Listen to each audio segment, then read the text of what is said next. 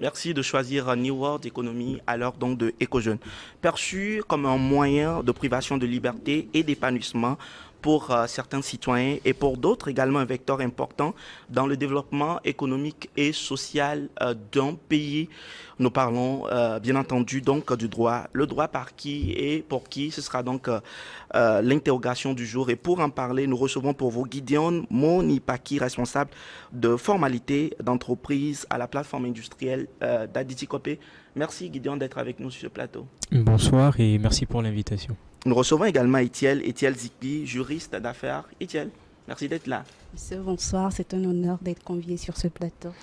Merci également à vous, Eric Kossi-Ehon. Vous êtes juriste, directeur du cabinet Kassi Togo. Merci de partager ce plateau également avec nous. Merci, le plaisir est pour moi. Alors Gideon, quand on parle aujourd'hui du droit, de façon basique pour un citoyen lambda, que peut-on retenir ? Alors, la conception la plus partagée du droit, c'est la notion beaucoup plus du droit subjectif. Alors, par droit subjectif, on entend les prérogatives dont disposent les citoyens, qu'on oppose généralement aux devoirs. Alors, donc, pour chaque individu, il y a un ensemble de droits dont il peut se prévaloir pour faire ou pour ne pas faire certaines choses. Alors, au-delà du droit subjectif, il y a le droit objectif, qui est l'ensemble des règles qui organisent la vie des sociétés. Et donc, que vous soyez une personne physique, une personne morale, vous êtes toutes soumises à ces règles-là. Donc, il faut retenir de façon ramassée que le droit s'entend autant du droit subjectif que du droit objectif. C'est déjà des mots assez techniques pour peut-être pour nous, mais tout au long de cette émission, on apprendra beaucoup. Ça, je suis très, très rassuré. Alors, il y a une autre notion également, Eric, qui revient. On parle souvent des juristes. Je ne sais pas, quelqu'un qui fait le droit, c'est forcément cette personne qu'on appelle un juriste. Il y a une nuance, dites-nous un peu. Alors, merci. Bon, moi, souvent, en fait, je fais une différence entre un juriste et un diplômé de droit. Ok, dites-nous. Oui, bon, c'est pour aller un peu plus dans le fond. En fait, le juriste, en fait, c'est cette personne-là qui est d'abord diplômée de droit, mais qui, en fait, est capable d'apporter, en fait, des solutions juridiques à un fait qui se pose dans la société. Bon, je me suis permis, en fait, de faire plutôt cette distinction parce que on peut être diplômé de droit, mais on ne peut pas forcément en fait apporter des solutions.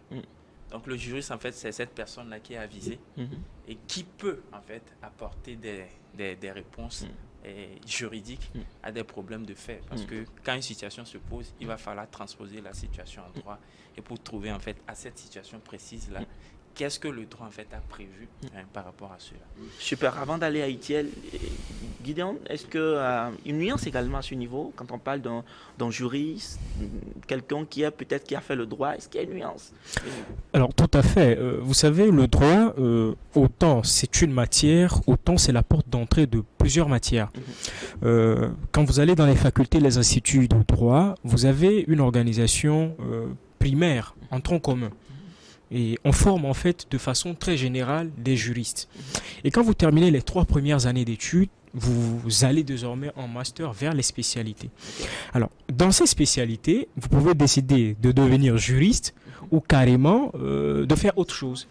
Et même dans ces spécialités, il y a des spécialités qui ne sont pas du pur droit et vous avez des spécialités qui sont forcément du droit. Donc oui, je peux être diplômé d'une faculté ou d'un institut de droit, mais mes compétences ne sont pas forcément portées vers des compétences juridiques. Et un peu plus tard, je peux avoir étudié le droit pur et dur, mais dans l'exercice, je me retrouve à ne pas être un juriste. Donc, étudier le droit ne fait pas forcément de vous un juriste. Super. Alors, nous parlons également donc des spécialistes du droit, et aujourd'hui, on parle donc de juristes d'affaires. Etienne, vous êtes déjà un juriste d'affaires. Qu'est-ce que c'est exactement? Alors, merci pour la question. Alors, je vais aller de manière simple. Le juriste d'affaires, c'est un professionnel de droit, spécialiste du droit des affaires, et qui parle du droit des affaires, parle du droit appliqué dans les entreprises, parle de la vie de l'entreprise, des difficultés qu'elle rencontre, que l'entreprise rencontre, ainsi que les solutions. Du coup, c'est dans ce cadre que le juriste d'affaires intervient. Alors, c'est dans ce cadre que le juriste d'affaires intervient. Y a-t-il également, Eric, il y a d'autres spécialités dans le droit? Est-ce qu'on peut en citer et expliquer un tout petit peu pour nos téléspectateurs ce soir, on apprend de façon basique, même si pour tous ceux qui nous suivent de loin, n'ont pas peut-être mis pied, ou les gens ont raté peut-être leur vocation de juriste ou encore de professionnel de droit, on apprend tous ici. D'accord, merci. Et en réalité, de base, en droit, en fait, il y a des métiers classiques. Okay. Et qui sont en fait la profession d'avocat, d'huissier, de notaire, de magistrat ou de juge. En réalité, généralement, quand on parle de faire des études de droit, pour le commun des mortels, c'est pour devenir en fait l'un de ces 4 catégories que je venais de citer. Mais aujourd'hui, en fait, il y a une évolution. Okay. Il y a une évolution. Il y a le juriste d'entreprise. Et Gideon parlait bien évidemment de cela. Il y a le juriste d'entreprise aussi à côté. Aujourd'hui, il y a par exemple le droit de la conformité. Il y a des juristes conformistes aujourd'hui. Il y a les nouvelles technologies. Et il y a plein de secteurs qui sont en train d'être créés. Ce qui fait qu'aujourd'hui, on ne peut pas se cantonner qu'à la profession d'avocat et qu'à la profession d'un huissier, qu'à la profession de notaire ou de juge, par exemple. Donc, il y a une certaine ouverture aujourd'hui et nous en sommes vraiment... Nous en sommes ravis en réalité. Super. Alors, Guidon, pour toi également, responsable de formalité d'entreprise. À la Pia, je viens d'entendre, on va parler de juriste d'affaires. Et on nous a dit un tout petit peu ce que c'est. Et maintenant, toi, tu gères tout ce qui est formalité. Bon, éclaire un peu notre lanterne. Ok, alors je l'expliquais tantôt. Quand vous faites des études de droit, après le tronc commun, je prends mon cas bien précis, après le tronc commun de la licence, vous avez la possibilité de choisir des options en master. Déjà, pour compléter la première partie, il y a ce qu'on appelle la summa divisio du droit, qui dispose du droit privé et du droit public. C'est la grande séparation qu'il existe au niveau du droit. Et donc, selon que vous choisissez de faire du droit privé, un peu plus tard, vous avez des spécialités qui se rapportent autant pour moi à ce droit privé. Alors, dans mon cas, moi, j'ai fait d'abord une première année de master en droit des affaires. Donc, c'est un master très généraliste où vous touchez de toutes les matières du droit des affaires, que ce soit le droit bancaire, le droit des obligations, les techniques de financement des entreprises. Donc, il y a tout un ensemble de matières juridiques qui se rapportent à la vie des affaires. Maintenant, en dernière année, vous avez une possibilité de choisir une spécialisation. Moi, j'ai choisi de me spécialiser en droit de l'entreprise.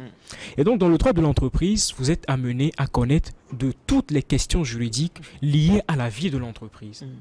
Et donc, que ce soit des problèmes liés à la création de l'entreprise, que ce soit des problèmes liés au cours de vie de l'entreprise, parce que, par exemple, l'entreprise, elle est dirigée généralement par un conseil d'administration, mais aussi par un organe de direction.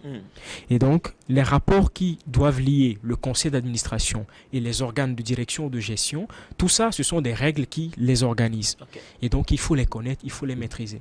Un peu plus tard dans la vie de l'entreprise, vous avez peut-être besoin, à un certain moment, de financement.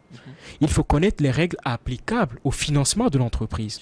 Et il faut que le juriste d'entreprise soit en mesure de se prononcer sur les techniques de financement ou de refinancement de l'entreprise. Et dans la vie de l'entreprise peut connaître des difficultés. Et vous avez donc les techniques de règlement des difficultés de l'entreprise qu'il faut également que le juriste d'entreprise connaisse. Donc, d'une façon un peu simple, le juriste d'entreprise, c'est la personne la mieux à même à donner des conseils pour le fonctionnement de l'entreprise. Super. Alors, l'autre expression peut-être aussi que je voudrais ressortir avant que nous puissions aller beaucoup plus loin dans ce sujet, sur ce sujet également, tant pour moi, on parle également des conseils.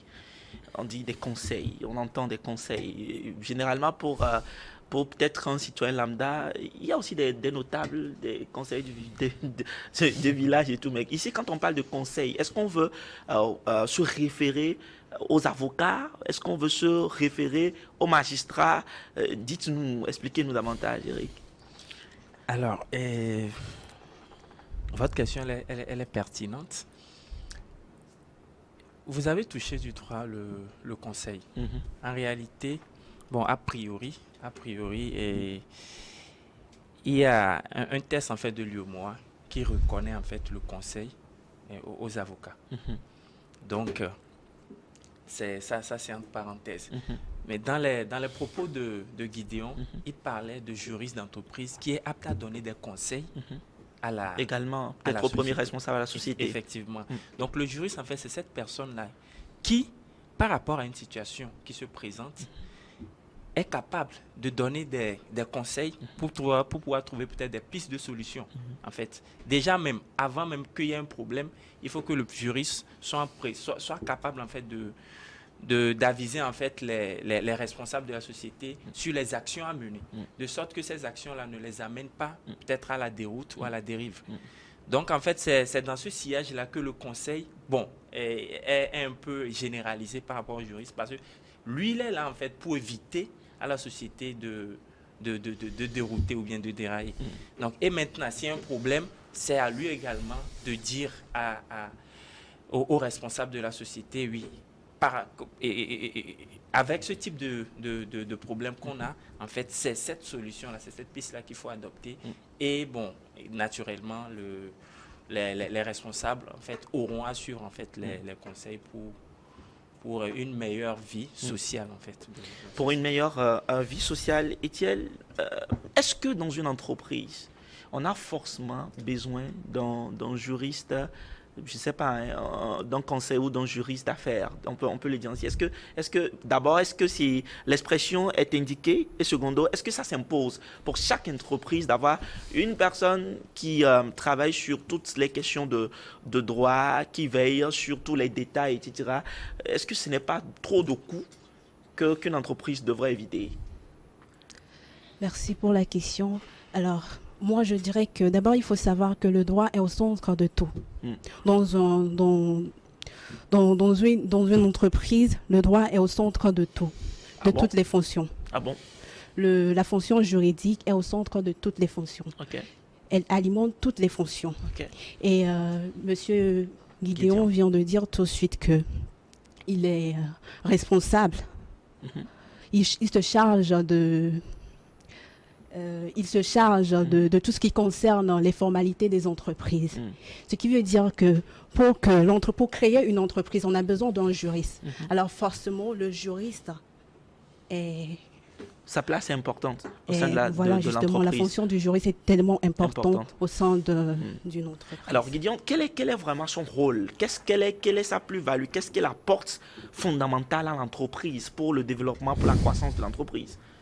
Alors, moi, je présenterai le juriste sous une double fonction. Okay. Premièrement, la fonction de prévention et la fonction de curation.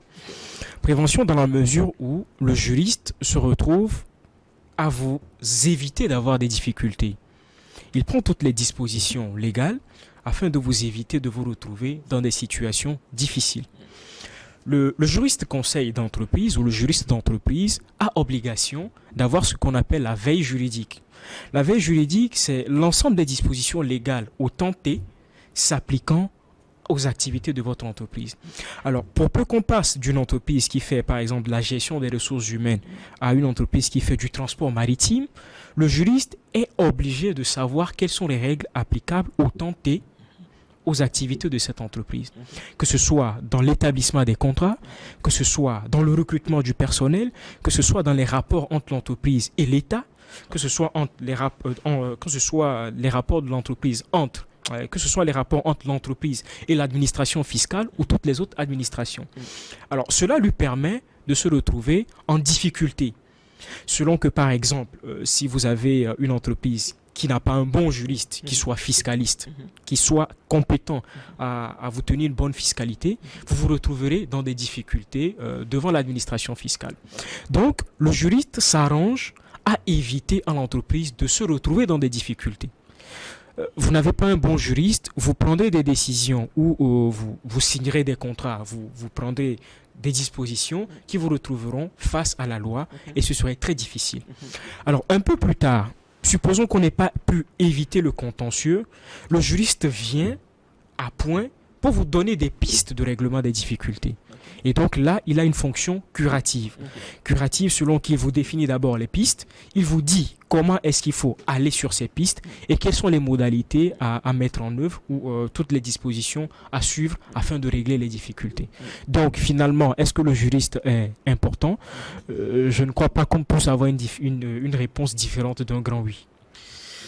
Ah, alors on dirait simplement qu'on a quand même des personnes assez fuitées sur ce plateau qui nous contraignent d'une manière ou d'une autre à pouvoir chercher les services donc de ces juristes-là. Bon, d'ici la fin de cette émission, on verra ici pas mal de téléspectateurs verront donc l'intérêt de solliciter les services donc de ces juristes. Alors Eric, nous parlons maintenant du droit en tant que ensemble des règles qui régissent le fonctionnement dans la société. Est-ce que vous pensez qu'il y a certaines dispositions, on va le dire ainsi, des dispositions fondamentales que chaque citoyen dans une société est censé connaître véritablement pour ne pas se retrouver heurté à un certain nombre de choses dans la société? Alors, votre question, elle est pertinente parce que déjà, il y a un adage en droit qui dit « Nul n'est censé ignorer la loi ». Donc, je pense que cet adage-là vient répondre à point nommé l'inquiétude que vous êtes en train de soulever. Et en réalité, quand on est dans une société, il faut forcément savoir les règles en fait, qui régissent la société dans laquelle vous êtes. Déjà, nous sommes au Togo, il y a une constitution qui est en fait la pierre angulaire de tout ce qui est relation même qui régit le Togo. En fait. Vous voyez, et tout Togolais en fait doit avoir en fait les informations basiques de la Constitution. Je ne sais pas si vous comprenez un peu. Donc ce qui veut dire en réalité que toute personne dans une société en fait est censée aller à l'information. Déjà, bon, on peut peut-être soulever le fait que bon, il n'y a pas une accessibilité, peut-être des tests et tout en réalité. Mais aujourd'hui, en fait, l'effort est fait dans ce sens où la plupart des tests en fait sont disponibles en ligne. Par exemple, disons que par exemple, je vais prendre un exemple simple de celui des données à caractère personnel. Aujourd'hui, vous savez que le numérique apprend, et le numérique, autant pour moi, a pris une envergure assez importante. Aujourd'hui, il y a une loi de 2019 qui régit la protection des données à caractère personnel au Togo.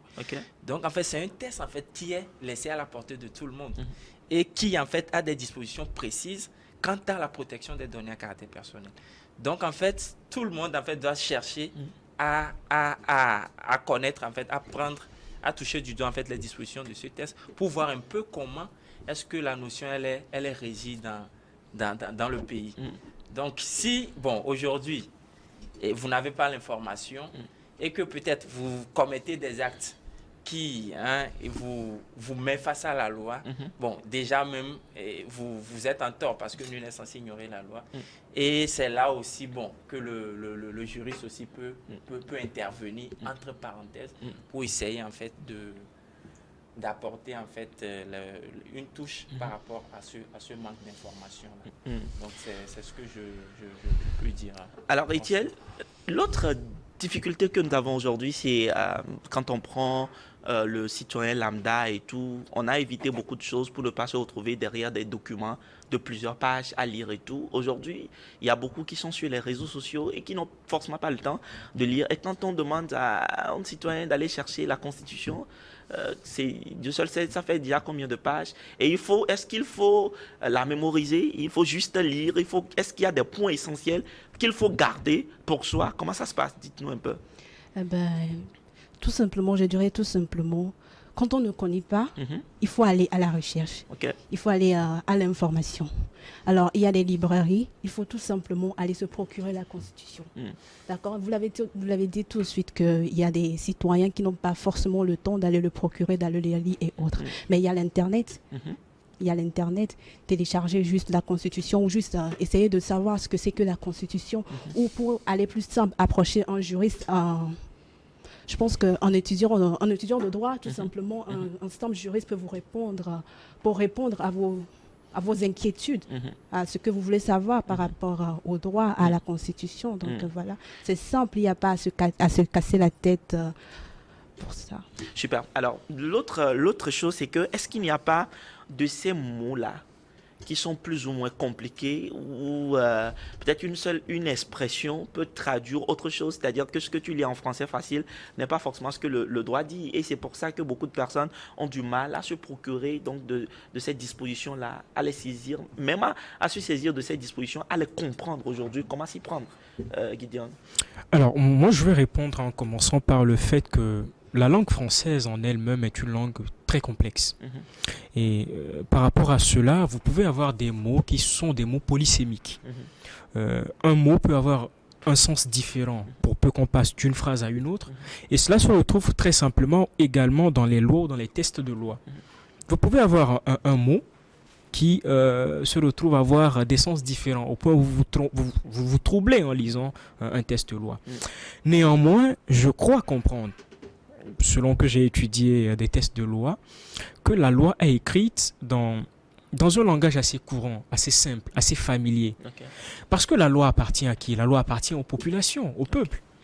Et si la loi est incompréhensible, tout à fait clairement, la population ne peut pas la comprendre au point de la respecter. Donc oui, il y a un travail qui se fait pour rendre la loi très compréhensible et très fluide pour la population. Néanmoins, quand vous vous retrouvez dans des textes applicables à des secteurs bien particuliers, ne soyez pas surpris qu'on utilise des jargons propres à ce secteur-là. Et donc, oui, on peut ne pas tout de suite comprendre. Mais comme l'a dit ma consoeur, on peut chercher l'aide. On peut demander à comprendre. On peut on peut chercher, en fait, par exemple, avec les outils numériques aujourd'hui, ce que ça veut dire. Vous pouvez même jusqu'à avoir des images de ce que l'on est en train de vous proposer dans ce texte. Donc, oui, la loi peut être compliquée des fois, mais oui, on peut trouver des solutions pour la comprendre plus simplement. On peut trouver des solutions pour la comprendre plus simplement. Alors, nous continuons donc à pas parler de cette loi-là. Nous parlons de ces dispositions qui existent aujourd'hui et que chaque citoyen est censé donc connaître, saisir, comprendre, etc. Nous prenons un exemple en circulation. La plupart des temps, Gideon, aujourd'hui, où je ne sais pas, c'est les forces de l'ordre on vous prend parce que vous devez ou bien vous avez enfreint un certain nombre de règlements, ou des fois, je le dirais ici, vous vous sentez intimidé alors que peut-être vous êtes en droit, mais vous ne comprenez pas, vous ne savez pas, parce que peut-être c'est eux, on se dit simplement que si on m'arrête en circulation, c'est que j'ai tort. Alors, ça me fait un peu sourire parce que déjà sur un autre plateau, j'ai eu à parler de cela. Vous savez, il y a une pensée populaire selon laquelle toute personne qui a du pouvoir est amenée à en abuser. C'est une pensée populaire et on peut le vérifier très simplement. Alors, vous vous retrouvez face aux forces de l'ordre. Attention, ils font un travail très formidable et très appréciable. Nous le saluons et passage. Donc, au passage, il faut le reconnaître. Mais il serait très dangereux de se retrouver devant une force de l'ordre ou devant un agent de sécurité sans connaître les textes par rapport auxquels ils sont en train de vous arrêter, de vous verbaliser. Alors, ce qui est recommandé très généralement, c'est de demander quelle est l'infraction pour laquelle vous êtes arrêté. Mais est-ce que quelque part, ce n'est pas comme un manque de respect? Est-ce que quand lui, il est là, sous le chaud soleil, et quand on te prend, on dit que tu as une infraction, et tu commences pas à poser la question de savoir, monsieur, est-ce que je peux savoir ce que vous me reprochez? Est-ce que ce n'est pas de l'irrespect? Est-ce que ce n'est pas provoquer la colère de force de l'ordre? Alors, je pense qu'à quelque part, il faut que nous apprenions à mettre le sentiment de côté en Afrique. Il faut respecter la force de l'ordre. Tout à fait, je reconnais cette obligation de respecter la force de l'ordre. Mais il faut mettre de côté cette crainte abusée de la force de l'ordre juste parce qu'il est habillé ou qu'il est dans son complet militaire. On a le droit de demander quelles sont les charges qui sont retenues contre nous. Même quand vous êtes arrêté pour une infraction, quand on vient faire une perquisition à votre domicile, on doit vous citer vos droits. Et parmi ces droits, il faut qu'on vous dise ce qu'on vous reproche. Et oui, vous êtes à même. Un policier ne peut pas vous arrêter sans vous dire pourquoi il vous arrête. Donc on doit demander. Vous êtes arrêté pour quelle raison? Il vous dit, vous avez brûlé le feu tricolore, on vous arrête pour cela. Vous êtes en effraction pour cela. Vous n'avez pas attaché votre ceinture de sécurité. Il vous le dit. S'il ne vous le dit pas, vous demandez. On vous arrête, peut-être la DSR vous arrête parce qu'il doit faire un contrôle de vos pièces. Vous n'avez pas de permis de conduire. Il vous dit, vous n'avez pas le permis de conduire, autant pour moi. Vous n'avez pas la carte grise de votre véhicule. Ce sont des infractions. Donc, il doit vous spécifier les raisons pour lesquelles il vous arrête. S'il ne le fait pas, vous êtes en droit de demander. Vous êtes en droit de demander. Eric, on va rester un tout petit peu dans cette logique. Des fois, c'est peut-être quand tu es en infraction, on te demande de pouvoir payer quelque chose en termes de, je ne sais pas, une manière ou une autre de pouvoir te ramener un peu à l'ordre, si on peut le dire ainsi. Et des fois, c'est des problèmes où certaines personnes certains citoyens vont jusqu'à demander ils veulent avoir, comment on appelle ça, une sorte de, quand ils paient, il faut qu'en retour, qu'on lui donne un reçu. Et des fois, c'est compliqué. Ah bon? Tu as besoin d'un reçu, tu veux aussi un reçu et tout ça. Est-ce qu'on est quand même en droit d'aller jusque là où... Et si on se permet de régler les choses à l'amiable, c'est-à-dire entre nous, tu prends quelque chose là et puis moi aussi je continue, est-ce que le faire ainsi nous met en infraction? Vous venez de toucher du doigt une question vraiment sensible, hein, monsieur. Et en réalité, quand vous êtes en infraction, et qu'on vous arrête, on vous dit, comme l'a su le dire Gideon, premièrement, on vous dit l'infraction. On doit vous donner la raison pour laquelle on vous arrête. Et la procédure qui assure, peut-être, si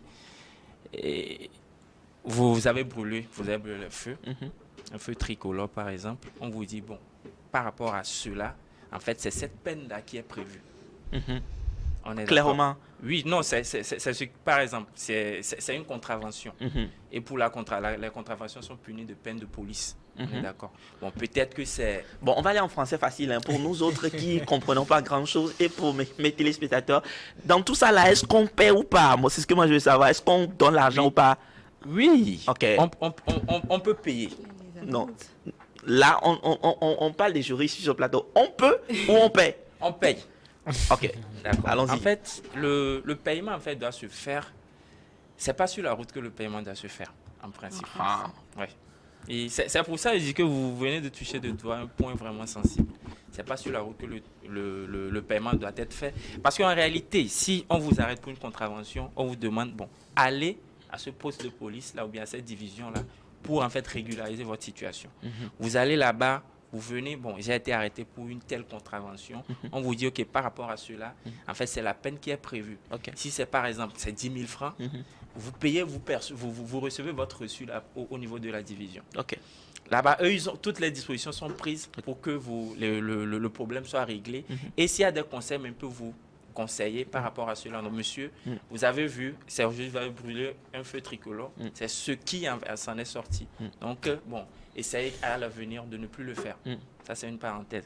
Maintenant, bon, le régler sur la voie, et comme vous l'aviez dit, à l'amiable, on va s'entendre à l'amiable. Bon, on peut s'entendre sur la voie, peut-être l'agent, la force de l'ordre vous verbalise, peut-être par rapport à ce que vous avez fait, bon, vous avez reconnu, il peut peut-être décider de vous laisser. Ça peut arriver. Ça peut arriver, parce que, bon, tout dépend en fait peut-être de l'approche. On est d'accord. Et moi, je ne vais pas répondre du fait de payer l'agent la force de l'ordre en fait sur la voie. Parce que, bon, c'est pas un acte que moi je vais cautionner personnellement. Super. Parce que quand vous êtes en contravention, allez là où vous devez. Allez régler la solution. Etienne? C'est ce que j'ai dit. On fait quoi? Aller là où on doit régler notre tort ou on peut s'accorder d'une manière ou d'une autre. Qu'est-ce que toi tu en penses? En principe, comme l'a dit monsieur Eric, il faut aller auprès du service indiqué pour régler la situation. Mais cherchons une façon de régler ça à l'amiable où histoire de ne pas... Souvent, on est pressé, nous les citoyens, quand on roule, on est pressé, du coup, histoire d'aller plus vite, et tout ça. d'aller plus vite, pensant que peut-être auprès du service, ça serait plutôt compliqué. On préfère négocier avec l'agent sur la route. Du coup, voilà, en tout cas, la bonne manière, c'est d'aller vers le service indiqué pour régler la situation. Alors, j'ai bien envie, Gideon, qu'on puisse faire cet exercice-là très rapidement pour nos téléspectateurs. Quels sont les différents droits ou quels sont les droits basiques en réalité qu'un citoyen lambda, normalement, a dans la société, mais qu'on ignore la plupart du temps? Parce qu'il y a de ces droits-là qui sont en réalité des droits pour nous, mais qu'on ignore, tout simplement. Je ne suis pas sûr que nous aurons la possibilité d'énumérer les droits, même si vous parlez des droits basiques. Les droits basiques sont légion, c'est des droits multiples, vous voyez. Mais par exemple, mon confrère Héron l'a dit, la Constitution est à la fois le définisseur des rapports entre l'État et les citoyens, mais aussi entre les citoyens et l'État. Mais de l'autre côté, les rapports entre les citoyens eux-mêmes. Vous voyez. Alors, je crois qu'à l'école élémentaire, on nous apprenait les droits du citoyen. Et le droit que l'on mettait en avant, c'était le droit à la vie. Tous les citoyens ont droit à la vie. Alors, qu'est-ce qu'on met dans le droit à la vie? C'est le droit à tout ce qui rentre ou tout ce qui enveloppe la vie d'un citoyen. Le droit à la vie, ça compte le droit à l'accès à la santé. On ne peut pas aujourd'hui se voir refuser l'accès à la santé. Pour quelque raison que ce soit, même pour des raisons financières, on ne peut pas se voir refuser des soins de santé. C'est un tout premier droit. Le droit... Ah bon? Oui. Oui. On ne doit pas se voir refuser... Lorsqu'on se retrouve au CHU, je donne juste cet exemple, on est au Togo à Lomé, on se retrouve au CHU, et que c'est par accident, on n'a pas forcément les moyens et tout, on est en droit d'être aidé le temps que cela soit régularisé. Vous trouvez ça? Et là, est-ce qu'on est en train de rêver ou on est vraiment en train de parler du droit? Je vais dire que nos pays sont des pays qui n'ont pas encore atteint l'optimisation juridique et judiciaire. D'accord. Nous n'avons pas atteint le seuil d'exécution du droit. Nous sommes en train d'essayer. Mais vous savez, il existe dans nos textes de loi ce qu'on appelle l'infraction de non-assistance à personne en danger. Vous pouvez poursuivre un infirmier ou un prestataire de soins de santé pour vous avoir refusé des prestations de soins de santé. Mais mon gars, tu n'as pas d'argent, en fait. Vous savez, de façon morale, l'argent n'est pas prioritaire par rapport à la vie humaine. Et la morale a une place indiscutable dans le droit. On ne peut pas conditionner la vie ou la santé d'une personne par rapport aux moyens financiers. À quelque part, quand vous voyez les personnes démunies qui se retrouvent à l'hôpital, ils vous posent la question, peut-être que dans l'immédiat, je n'ai pas les moyens. Qu'est-ce qui vous prouve qu'après m'être soigné, je ne pourrai pas prendre le temps de réunir les moyens pour vous payer? Je comprends clairement que chaque travail fourni mérite son salaire. On est tout à fait d'accord. Mais dans des situations bien précises, la morale et le sens de l'humanitaire doivent vous amener à prioriser la vie à l'argent, même dans le cas du droit. Vous savez, il y a généralement une citation qui est faite, même dans les films, quand on arrête une personne. On lui demande de garder le silence, sinon tout ce qu'il va dire sera retenu contre lui. Il a le droit d'avoir un avocat. S'il n'en a pas, l'État lui en fournira un. D'office. Et ça existe, les avocats commis d'office. Voyez-vous. Donc, dans ce cas-là, l'État reconnaît le droit à chaque individu d'avoir de la justice au point où lui-même s'engage à prendre en charge les frais de l'avocat pour le défendre. Qui plus est dans le domaine de la santé, où l'État a l'obligation de veiller à la vie de la population. Donc je ne suis pas d'accord quand on me dit « Ah, je n'ai pas les moyens, donc je ne peux pas aller à l'hôpital ». Ça n'a pas de sens. Des fois, dans le serment d'Hippocrate, que prêtent tous les intervenants dans le système sanitaire, la vie est au-dessus de tout. La vie est au-dessus de tout. Donc le droit à la santé est un droit primordial que le citoyen doit reconnaître. Et tous les prestataires de soins de santé doivent reconnaître que le droit à la vie est un droit fondamental. Maintenant, tous les autres droits découlent de cette obligation de droit à la vie. Je ne te coupe pas, mais j'ai bien envie de sourire parce que là, ça me fait penser à plusieurs choses à la fois. Et je veux juste donner un exemple. Alors, ma femme est enceinte, Eric. Et tout de suite, je me dis, quand même, le droit à la vie existe bel et bien et tout. Et puis, on se retrouve à l'hôpital. Mais les médecins, je n'ai encore rien dans la poche. Mais commencez par faire quelque chose le temps que je rassemble les moyens. Est-ce que c'est possible?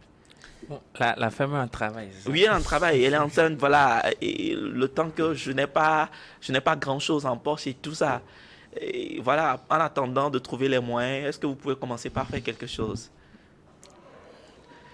Je pense qu'en fait, l'inquiétude a été réglée en partie avec l'intervention de Gideon. En réalité, le droit, l'accès à la santé, le droit d'accès à la santé, c'est un droit fondamental. On ne peut pas conditionner en fait la fourniture des soins à une personne. On ne peut pas le conditionner en fait forcément en fait à une somme d'argent. Parce que comme il a su le dire il y a en fait une infraction qui est la non-assistance à personne en danger. Et là, on peut en fait sur la base de cette disposition-là poursuivre en fait cette personne. Et moi, je peux aller même au-delà. Mais il peut y avoir un accident. Vous voyez là que la personne est en train de souffrir. Et que vous avez la possibilité de venir en aide à la personne et vous dépassez la personne, par exemple.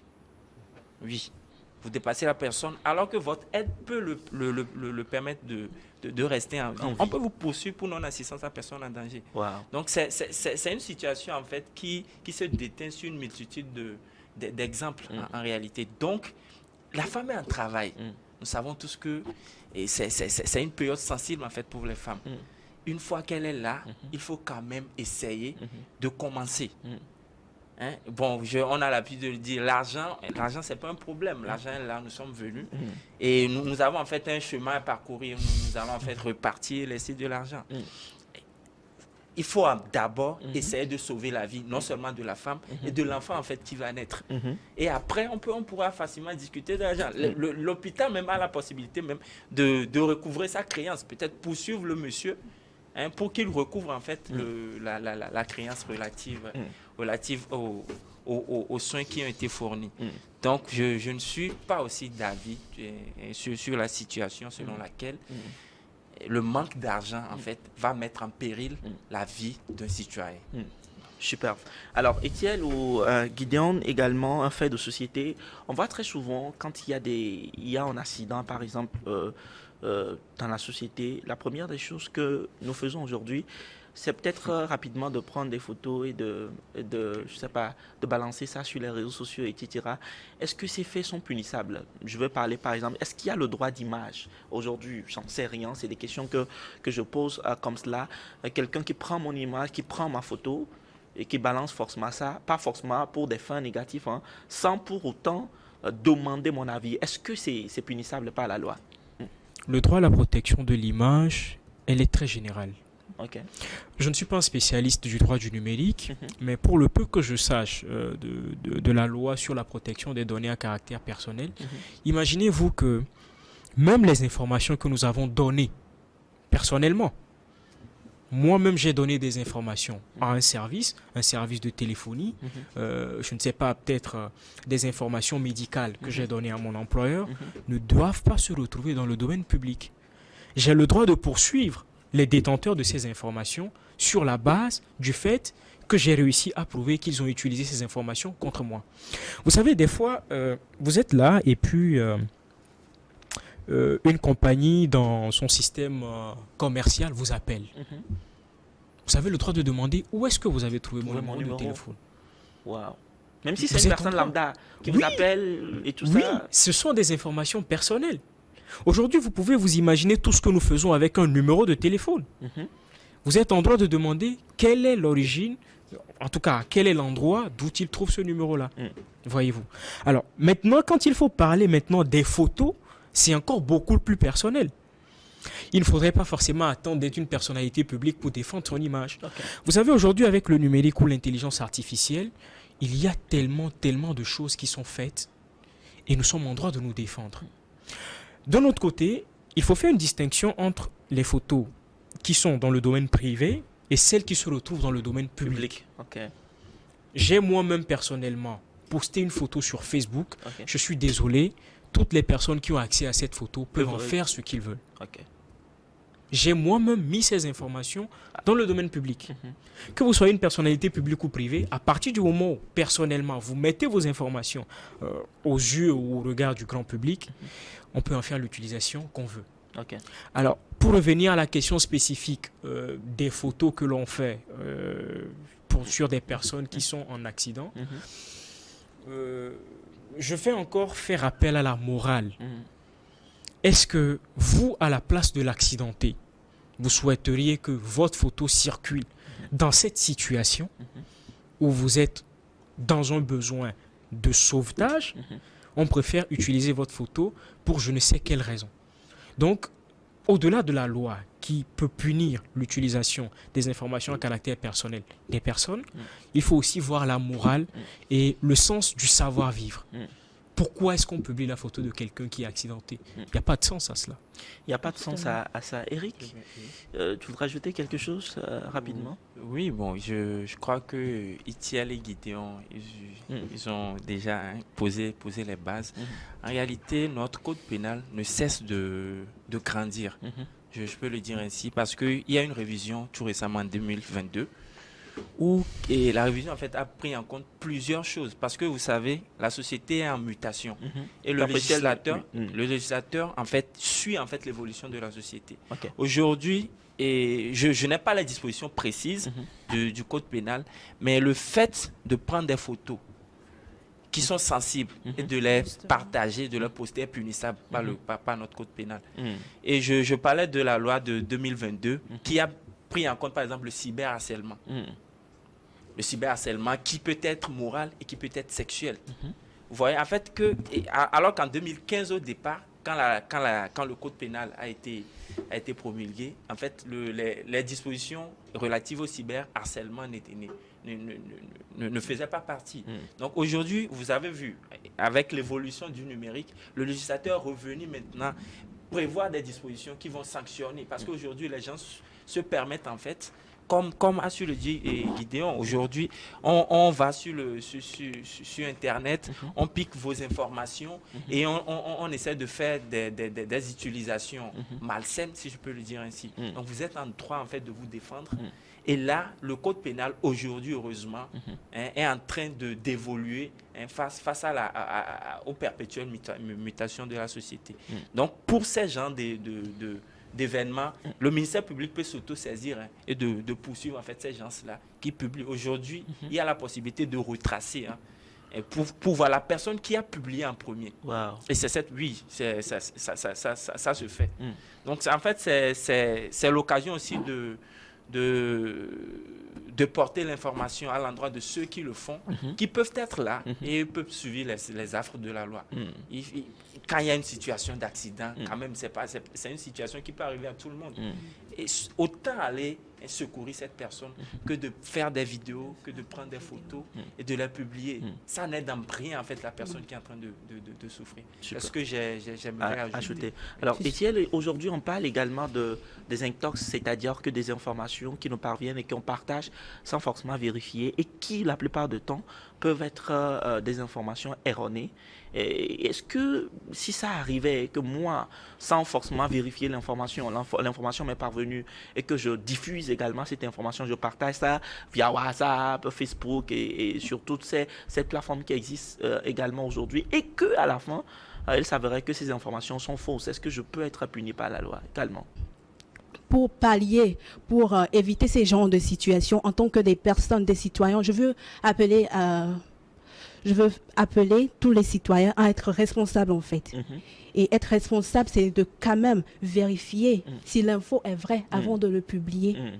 Alors, il est très facile merci. Il est très facile pour un citoyen lambda aujourd'hui de pouvoir traiter l'information avant de la partager. Est-ce que si comment est-ce on pourra s'y prendre? Si éventuellement ça pourrait être puni, si l'information était en fake news, comment est-ce qu'on arrive à pouvoir traiter, à pouvoir vérifier avant de diffuser de telles informations? C'est l'occasion de féliciter les efforts que les autorités togolaises font aujourd'hui pour établir vraiment un système numérique de la justice. Les informations peuvent avoir des sources très diverses, très diverses. Aujourd'hui, avec le numérique, moi, depuis ma chambre, je peux, excusez l'expression, fabriquer une information. Alors, qu'est-ce qui est fait pour pouvoir retracer cela? C'est vrai que, comme j'ai dit, nous ne sommes pas encore à l'idéal, mais des efforts sont faits aujourd'hui pour vérifier la véracité des informations qui sont transférées ou qui sont publiées. Je vais peut-être parler de certaines réalités que nous avons vécues peut-être il y a cela 6 ou 7 mois. Il y a eu le phénomène de ce que l'on appelait les influenceurs, dont beaucoup ont été victimes d'informations fausses ou d'accusations fausses. Nous avons vu que quand la loi a été saisie, quand les autorités ont été saisies, il y a eu un traitement qui a été fait. Alors, il y a un temps que la justice se donne pour établir sa propre part de vérité. Chaque partie fait sa déposition. Il y a des enquêtes qui sont faites pour vérifier la véracité des déclarations de chacune d'elles et pour établir une vérité de la justice.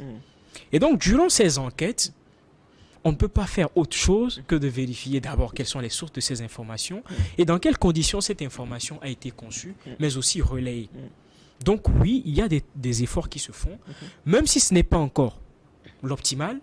Il faut déjà reconnaître que des efforts sont faits afin que les informations fausses soient retracées et surtout punies.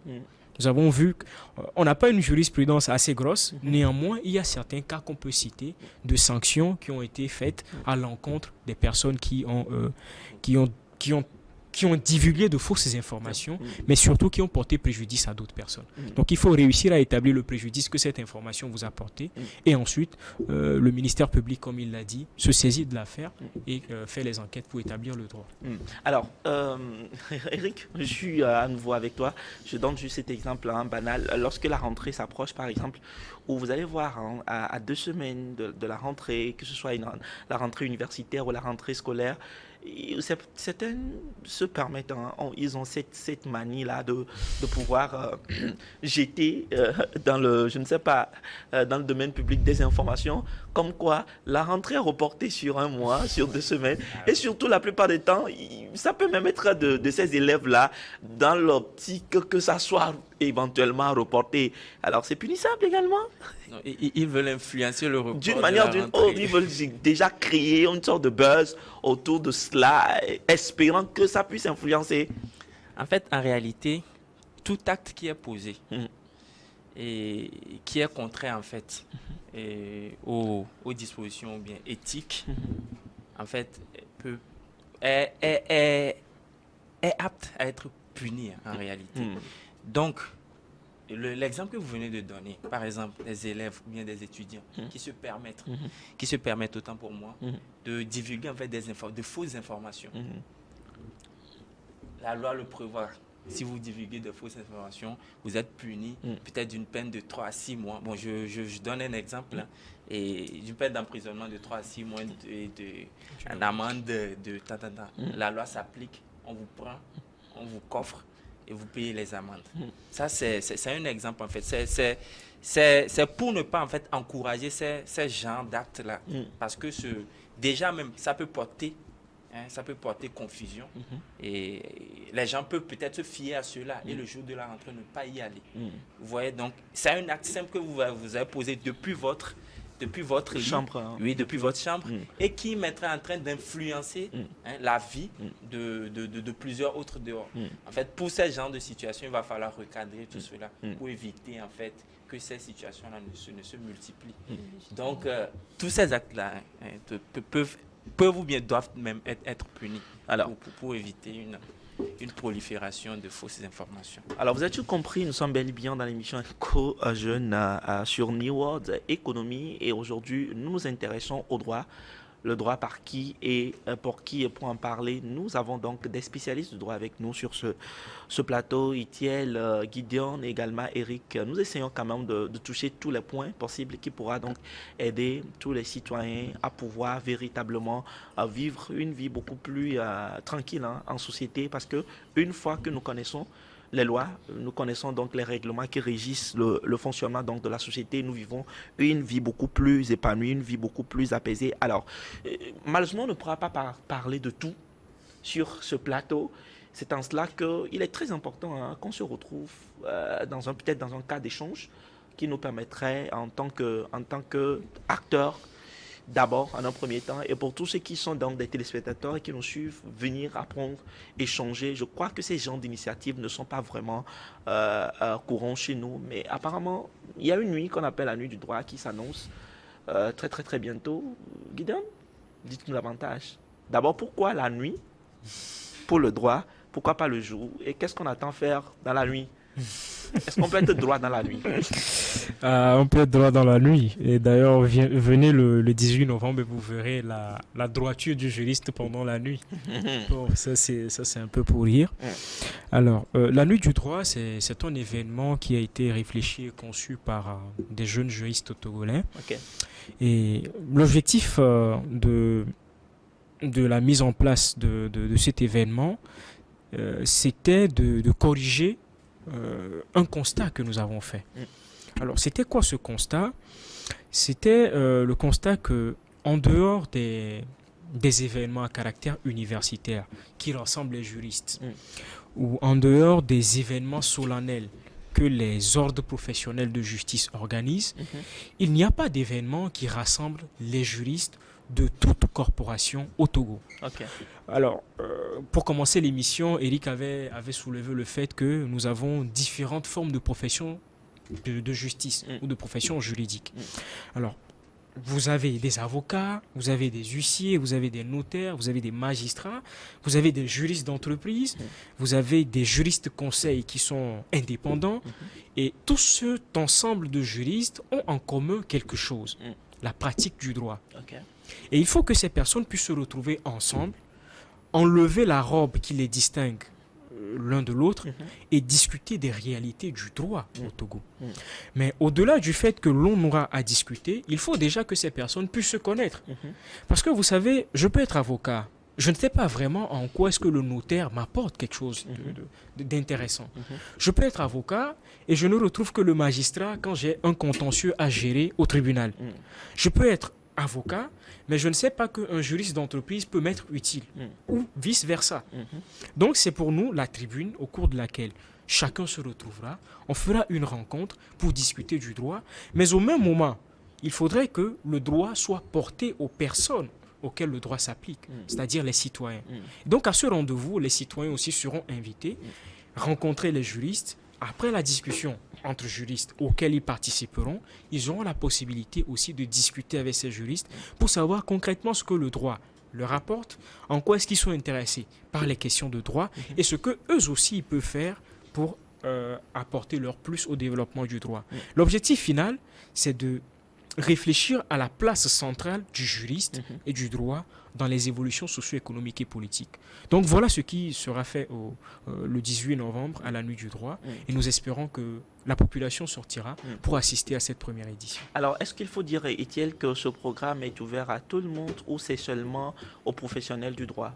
Alors, Monsieur Gideon vient de le soulever dans son intervention et moi je vais juste appuyer ce que Monsieur Gideon a dit. Effectivement, le droit implique tout le monde.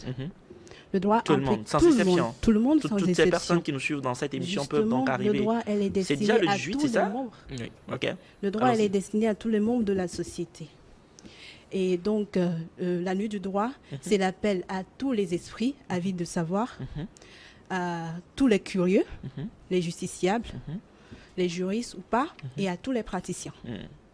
Alors, qu'est-ce qui serait donc au menu de cette nuit-là, ou sinon de cette soirée-là, qui serait exclusivement dédiée au droit? Qu'est-ce qui sera donc au menu? Et je vais juste suivre la logique de mes deux prédécesseurs. En fait, le format sera des tables rondes. Ok. En réalité, il y aura des panels Ok. qui traiteront en fait des sujets d'actualité du droit. Aujourd'hui, nous avions parlé en fait du numérique. C'est juste un exemple. Il y aura un panel qui sera réservé à cela, justice, administration et société. Quel compromis avec le numérique? Ok. Aujourd'hui, l'utilisation du numérique et avec la justice, avec la société, avec l'administration, comment est-ce que le numérique influence ou bien comment est-ce que l'utilisation du numérique est impliquée? Comment que, autant pour moi, le numérique est impliqué en fait dans l'organisation en fait de ces entités-là. Ça, c'est un exemple. Et mis à part cela, en fait, il y aura pas que des informations à venir donner. Il y aura un cocktail parce que c'est la nuit, vous savez. Je t'assure que c'est intéressant. J'attends des trucs sans entendre cocktail. Je me dis, mais les gars là, ok, ouais. Heureusement qu'il y aura un cocktail. L'homme ne vivra pas que du pain. Exactement. Quand on vient, on acquiert premièrement, autant pour moi, les informations juridiques. Arrivé à un certain moment, il va falloir dégourdir les pas. Vous savez, les intestins auront besoin en fait de se ressourcer. Donc c'est dans cette optique là aussi, d'une part aussi en fait de convivialité et de réseautage, parce que comme on l'a dit, comme Gideon a su le dire, il y aura différents secteurs. Il y aura les avocats, les juristes d'entreprise, les notaires et même les non-juristes, en fait, comme on le dit, les profanes, ceux qui veulent en fait découvrir plus sur le droit. En fait, c'est l'occasion aussi d'approcher en fait ces professionnels-là pour peut-être échanger d'abord. Ça crée un réseautage, carrément. C'est carrément un réseautage. Et autour du plat, vous savez, nous sommes en Afrique, la sacralité, autour du plat, ça c'est encore plus convivial. J'imagine. Alors, moi je voulais ajouter, bien avant qu'on aborde du point de la nuit du droit, nous avons parlé des citoyens lambda. Oui. Du coup, c'est l'opportunité pour eux de venir. Parce que l'événement, la nuit du droit, se veut être le guichet des informations juridiques. Donc, c'est l'occasion de venir. Alors, est-ce qu'une entreprise, par exemple, pourra aussi déléguer un certain nombre de ses personnels pour venir s'enquérir d'un certain nombre d'informations qui pourront aider cette entreprise-là à être beaucoup plus stable et à éviter des erreurs, comme vous venez de le dire également? Alors, pas plus tard qu'hier, nous avons eu des discussions avec une entreprise de la place qui a même fait des réservations pour des personnes qui travaillent au sein de son organisation. Okay. Alors, pour eux, ce n'était pas forcément que des juristes. C'était des personnes qui, en plus d'être des juristes, il y avait des financiers, il y avait d'autres personnes. Leur objectif était de découvrir le panel numéro 3 qui porte sur les nouvelles tendances du droit et le climat des affaires. Quand on est une entreprise, on veut découvrir les règles juridiques qui s'appliquent au développement des affaires et de l'entreprise. Voyez-vous? Donc, par rapport à ce cas précis, je peux vous répondre pour dire oui, les entreprises sont intéressées et c'est l'occasion aussi d'appeler les entreprises à faire venir, à inviter les agents qui travaillent pour eux afin de venir découvrir ce que le droit apporte aux entreprises également. Super. Le programme a lieu où exactement? La nuit, elle a lieu où exactement? Et peut-être est-ce qu'il y a des conditions? Est-ce qu'il y a des numéros également pour ceux qui veulent peut-être rappeler ou réserver leur venue? Oui, bon, je dirais que la messe du droit sera dite. La messe du droit. Oui, la messe du droit, parce que la nuit, en fait, c'est une messe du droit qui sera dite le samedi, et 18 novembre, à partir de 17h à l'hôtel Sarakawa. Dans une semaine? Oui. Dans une semaine. À l'hôtel Sarakawa. Et les conditions de participation, elles sont symboliques, parce que, bon, il y a un pass classique de 10 000 francs. Et un pass VIP de 20 000 francs. Vous voyez, vous allez venir, vous allez vous enquérir des informations juridiques. Vous allez être à la pointe de l'information et aux évolutions socio-économiques. Vous allez aussi participer au cocktail et dînatoire à 10 000 à 20 000. Bon, c'est quasi donné. Super. Donc, Est-ce qu'il y a des contacts Oui. rapidement pour finir cette émission? Est-ce qu'il y a des contacts pour nous? Alors, Si les gens veulent vraiment appeler ou écrire, ou ça va davantage, on a débattu, on a parlé de beaucoup de choses sur cette antenne ce soir. Peut-être que des gens ont des questions, des gens veulent comprendre davantage, non seulement sur cette soirée, mais également sur tout ce qu'on s'est dit sur ce plateau. Est-ce qu'il y a des numéros? Alors, principalement, nous avons 3 numéros. Nous avons le 90 97 Alors, il faut ajouter 53 39. pour Oui, ceux qui sont plus peut-être à 228. l'extérieur. Oui, plus Plus 238. 90 97 90 97 53 39. 53 32. 93 34 Mm. 19 85 Mhm. et le 90 41 71 10. Alors, les inscriptions sont toujours ouvertes jusqu'à quand? Au plus grand tard? Quand? Là, nous sommes à une semaine de l'événement. Alors, le plus tôt serait le mieux. Si Ah. c'est ce qu'il faut dire, le plus tôt sera le mieux. Mais la guichetterie fermera le vendredi 17 novembre L'événement a lieu où? à l'hôtel Sarakawa de Lomé.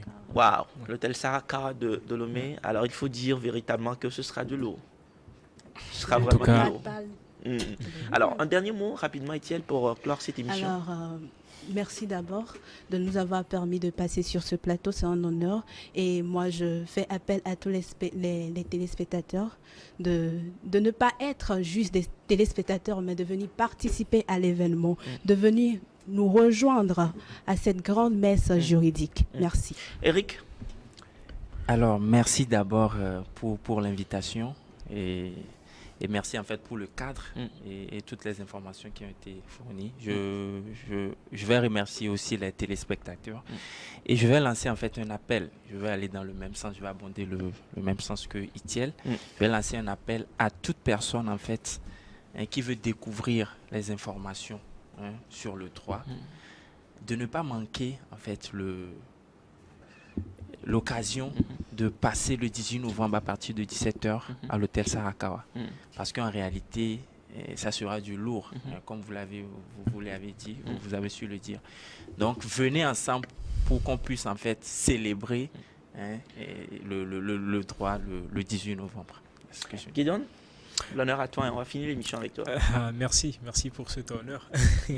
Alors, je vais aussi sacrifier à la tradition en remerciant New World TV et en remerciant toutes les personnes qui soutiennent l'événement. Je vais commencer d'ailleurs par notre parent, Maître Akere Bourou, qui tout de suite s'est activé dès qu'on lui a parlé de l'initiative et qui soutient jusqu'à maintenant. Je remercie également tous les partenaires de l'événement, toutes les personnes qui ont déjà réservé. Et j'encourage toutes les personnes qui suivront cette émission à également se présenter le 18 novembre. Ils viendront découvrir ce que le droit leur apporte et je suis convaincu qu'ils repartiront avec plus de questions qu'ils sont venus. Alors plus de questions, ça voudrait dire qu'ils sont devenus des curieux, mais pas plus que des curieux, mais des intéressés du droit. L'objectif, c'est d'amener le droit vers la population et nous sommes sûrs qu'à partir du 18 novembre, la population sera beaucoup plus intéressée par le droit. On coucou également à Hervé au passage, c'est ça? Exactement. Alors, vous avez tout compris, donc nous sommes arrivés à la fin de cette merveilleuse émission consacrée au droit. Le droit par qui et pour qui. On n'a pas forcément eu assez de temps pour parler de tout ce dont on doit savoir sur le droit, mais je pense que les informations qui ont été données te donnent encore ce désir, te propulsent à nous retrouver sur le 18 prochain. Même si vous êtes à l'extérieur, vous pouvez également d'une manière ou d'une autre participer à cet événement. Les numéros ont été donnés.